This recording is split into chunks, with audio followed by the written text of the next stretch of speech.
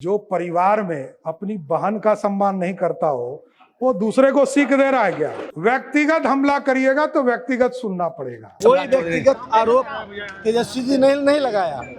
यदि आपकी डिग्री के बारे में आप किसी मेरे डिग्री के बारे में आप पूछेंगे तो यह सार्वजनिक बात है, क्योंकि यूनिवर्सिटी डिग्री देती है, वो कोई छुपी हुई बात नहीं है। लेकिन हमारे घर में क्या बनता है, हमारी पत्नी से क्या संबंध है, ये बात निजी हो सकती है। इस पर इस तरह की टिप्पणी करना बिल्कुल गलत। यादव ने तो कहा था कि लालू के पाठशाला से निकले, क्या ये व्यक्तिगत नहीं है? ये बिल्कुल व्यक्तिगत नहीं है। पाठशाला मतलब क्या होता है? स्कूल ऑफ थॉट उसको बोलते हैं, वैचारिक पाठशाला। यानी कि लालू प्रसाद जी के मंत्रिमंडल में यदि वो रहे तो इसका मतलब कि लालू जी के विचारों से प्रभावित होंगे तभी रहे, और वहाँ से निकले तो ये तो गर्व की बात होनी चाहिए उनके लिए। अब ये व्यक्तिगत बात कहाँ से आ गई भाई? आरएसएस का घुटना टेके हैं, समाज चौधरी बोल रहे हैं कि लालू यादव तो आरएसएस का घुटना टेके। ये भाषा भी उनकी अमर्यादित है।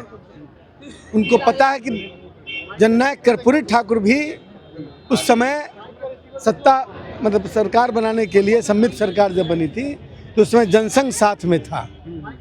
घुटना किसी ने नहीं टेका। उस समय आरएसएस और जनसंघ के लोग उतने कट्टरपंथी नहीं थे, दंगा नहीं कराते थे। बाद में उनका स्वरूप जब बदलने लगा तो उनसे दूरी बढ़ी। आज की जो कट्टरता दिख रही है वो उस ज़माने में जब 1967 में सम्मिलित सरकार बनी थी, 1970 में सम्मिलित सरकार बनी कि जननायक कर्पूरी ठाकुर जी के नेतृत्व में, तो वैसे समय में जनसंघ में वो कट्टरपंथी सोच नहीं था जो आज भारतीय जनता पार्टी आरएसएस में है कि धार्मिक या सांप्रदायिक तनाव बढ़ाने की प्रवृत्ति या उनके खिलाफ बोलना या समाज के अल्पसंख्यक लोगों के खिलाफ बोलना, ये सब बातें नहीं थी। तो सम्राट चौधरी जी को सिर्फ सुनी हुई बातें नहीं, उसके मतलब नॉलेज एक्वायर करना चाहिए। क्या हुआ था, वास्तविकता क्या थी। निंदा प्रस्ताव सदन के अंदर तेजस्वी यादव का भाषण हो रहा है और 2 साल का लालू जी करीब थे आरएसएस के।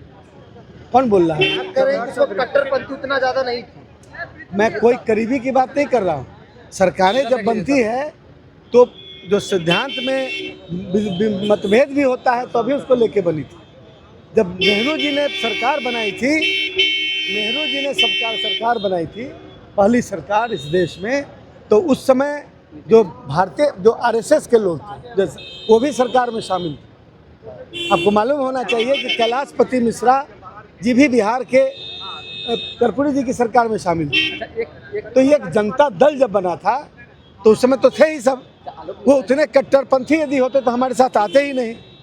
लेकिन ये जनता पार्टी के टूटने के बाद जो भारतीय जनता पार्टी बनी उसमें कट्टरपंथ का बोलबाला हो गया, इसलिए भारतीय जनता पार्टी हम लोगों से दूर हो गई। एक सवाल है, जिस तरह से नेता प्रतिपक्ष का भाषण हो रहा होता है उस दौरान जो है सत्ता पक्ष के लोग जो है तुम और बैठो शब्द का प्रयोग करते हैं। ये बिल्कुल मतलब निंदनीय, ये बिल्कुल निंदनीय है।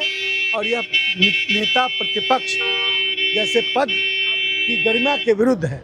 हम उसकी भर्त्सना करते हैं और हम मांग करते हैं कि स्पीकर साहब उस पर एक्शन लें और इस तरह के शब्दों का जो प्रयोग किया गया है उसके लिए हम निंदा प्रस्ताव लाना चाहते हैं।